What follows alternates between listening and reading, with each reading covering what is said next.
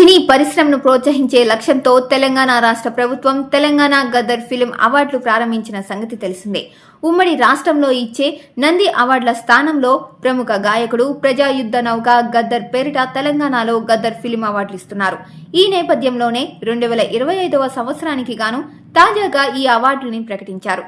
Telangana film development corporation ఆధ్వర్యంలో స్వాతంత్ర jury committee ఈ అవార్డుల కోసం ఎంపిక ప్రక్రియ నిర్వహించింది. 2025 జనవరి 1 నుంచి డిసెంబర్ 31 వరకు central board of film certification ద్వారా సర్టిఫికేట్ పొందిన చిత్రాలను ఈ అవార్డుల కోసం పరిగణలోకి తీసుకున్నారు. పారదర్శకంగా ఎంపిక ప్రక్రియను నిర్వహించినట్లు అధికారులు వెల్లడించారు. ఈ ఏడాది మొత్తం 17 విభాగాల్లో గద్దర్ ఫిల్మ్ అవార్డ్స్ 2025ను ప్రకటించారు. జ్యూరీ కమిటీ సభ్యులు తుది జాబితాను తెలంగాణ ఉప ముఖ్యమంత్రి బట్టి విక్రమార్కకు అందజేశారు.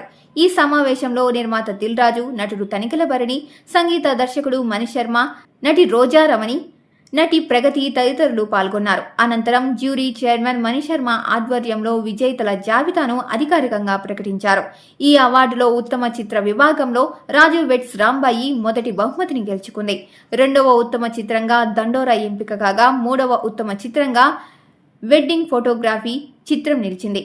నటన విభాగంలో ఈసారి ఉత్తమ నటుడిగా నాగచైతన్య ఎంపికయ్యారు. ఆయన నటించిన తండేల్ చిత్రంలో నటనకు ఈ పురస్కారం దక్కింది. ఇక ఉత్తమ నటి అవార్డును రష్మిక మందన గెలుచుకున్నారు. ఆమె నటించిన ది గర్ల్ ఫ్రెండ్ సినిమాలోని పాత్రకు ఈ గౌరవం లభించింది. ప్రత్యేక పురస్కారాల విభాగంలో ప్రముఖ నటుడు చిరంజీవికి ఎన్టీఆర్ జాతీయ అవార్డు ప్రకటించారు.